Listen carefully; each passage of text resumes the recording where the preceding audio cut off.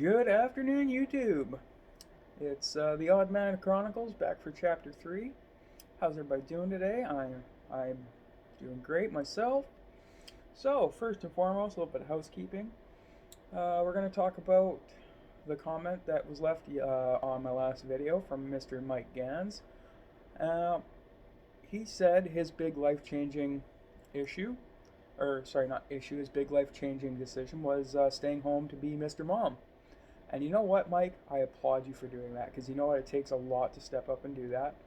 We don't give the women in our lives enough credit for doing it naturally. But again, I give everybody who can stay at home, raise their children, take care of the house. I give you that credit. I give you that applause. I applaud you 100% because it is a big responsibility. Not if you just have one kid or two kids or three kids, just if you have kids at home in general. Um, People don't realize like how much effort and how much work it is. Oh, sorry. So, that being said, again, I applaud you. Now,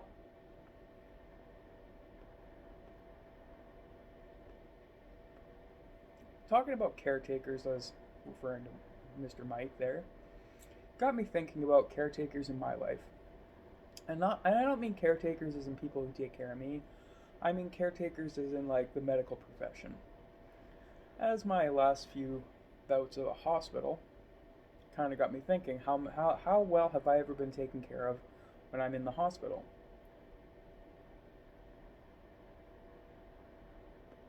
And you know, I want to say there's some times that are great and there's other times that are horrible, but on the general whole, I don't like staying in the hospital because I feel I'm not taken care of that well.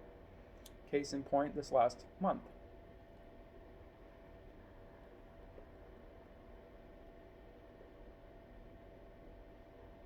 Now, the reason I say that is let's backtrack to the beginning of January. I had swelling in my legs or in my feet. My feet looked like baby Huey blimps, and I went into the hospital. Me being a diabetic, they checked my blood sugar and all that jazz, and they go, "Oh, we're gonna get you in right away." Awesome, cool. They understand that I'm there because of my feet, because I'm worried about the swelling. And this is on a Friday. So I go in. They say, "Hey, guess what? We're putting you on disability. Number one, because we feel you have too many health problems." So I got that was the date that I was put onto medical disability. And then I'm told I'm going to be shipped off to another hospital here in Winnipeg to be taken care of because the hospital I was at was more of a senior citizen care facility. There's multiple hospitals in Winnipeg, but some of them specialize in different things. So they shipped me off to another hospital emergency, where I spent the night hooked up to IV fluids and insulin. Didn't feed me because my blood sugar was too high. So I guess that is understandable, but they wouldn't give me anything. I couldn't even drink a glass of water. So for 26 hours, I didn't eat, didn't drink water, was hooked up to IV fluids. And the doctor comes in and goes, "Well, we got rid of your diabetic issues. We're going to send you home." And I look at him and I ask, "So, but what about the swelling? Like, what about the reason I came in, the swelling in my legs?" And he goes, "Well, what do you mean? That's not why you came in. You came in because you were high blood sugar." I go, "No, I came in because of the swelling in my legs." And I proceed to pull my pants up to show him the swelling in my legs. And he goes, "Well, that's not good. No one told us anything about this." So they were going to send me home with no testing on my legs and just say, "Here you go." However, because I brought up the issue, the doctor ordered an ultrasound to check if there's a blood clot, and then they sent me home. Now, fast forward to Tuesday. I have to go in for my weekly checkup on my foot. because I have a diabetic ulcer in my toe. And I go in, and at this point, I had swollen up even more to the point where the swelling had spread from my feet all the way up to my chest. So I was bloated, I was heavy, I was in pain.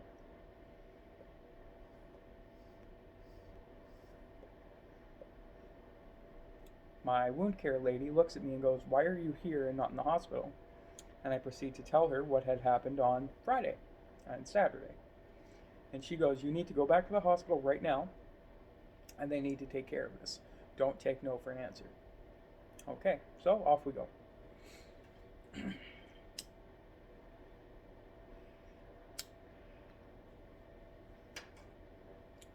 Go back to the hospital.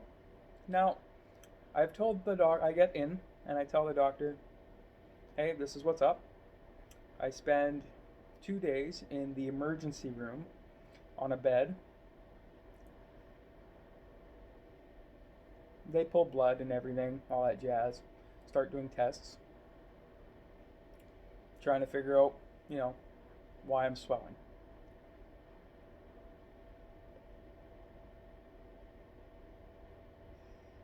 They also want to check out why I have low blood pressure.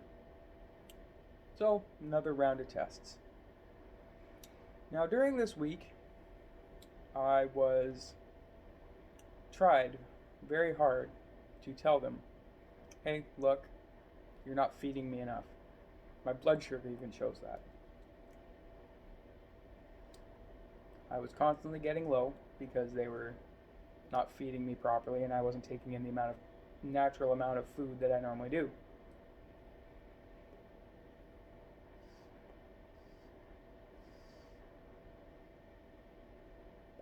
So, that being said, it took them better part of almost the entire week while I was in there to get my food portions up. So that's number one. That was a pain in my butt. And I wasn't rude about it. I just said every day, "Hey, like I thought we were upping the portion size for the food coming to me every day." Eventually, it got dealt with, but it took a lot longer than I expected it to, which was frustrating. Now, this is also the week when I found out about the heart condition that I now have. I have what's called a bicuspid aortic valve. Now, what that means is normally, folks, where you have underneath your heart, you have 3 valves that pump. I now only have 2 because as a hereditary disease, the 3 valves fused into 2. So one of them fused to the other, or however it worked out, causing, again, issues. Now, again, I had come in about the swelling in my legs.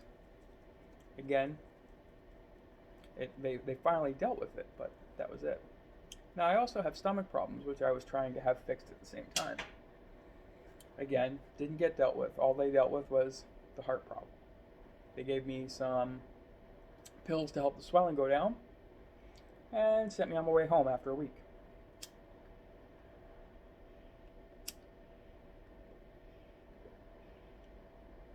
Fast forward another week. I was having stomach problems, again, constant issue for me. That caused me to have, again, a diabetic complication. I go back to the same hospital. Again, I spend a day in the ICU, not in the ICU, in the emergency room of that hospital, hooked up to fluids. I then get transferred to another hospital, where I, again, spend another week. And again, the same problem with the food. Again, portion sizes were horrible. But eventually they found out what the issue was. It's, again, another diabetic complication of my intestines, where my intestines just want to shoot everything through. It's not a good time. It's not great.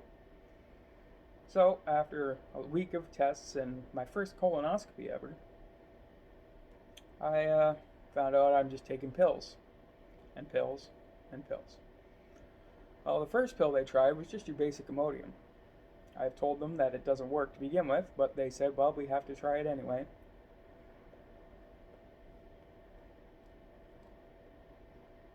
So we tried it. Again, hey, guess what? Didn't work.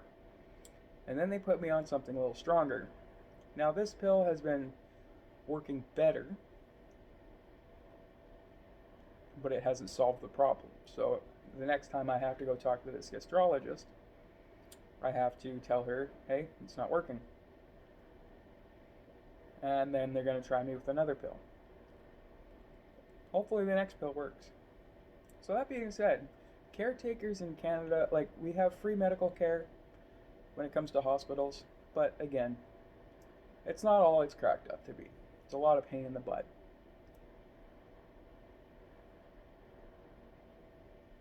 So, I'm going to tell you a joke, then I'm going to ask a question, and then we're going to say goodbye for the day.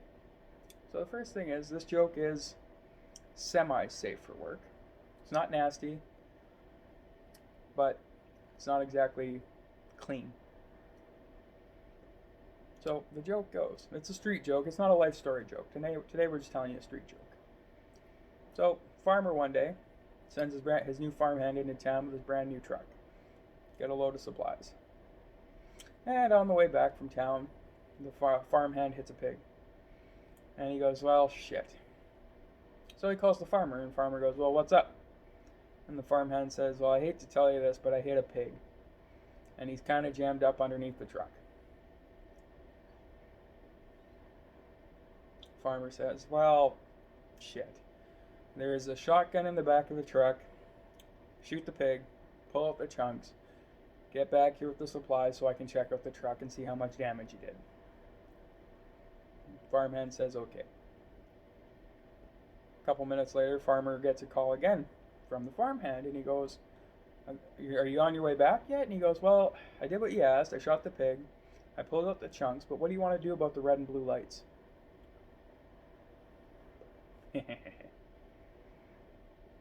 Give you a minute to process that joke if you didn't get it.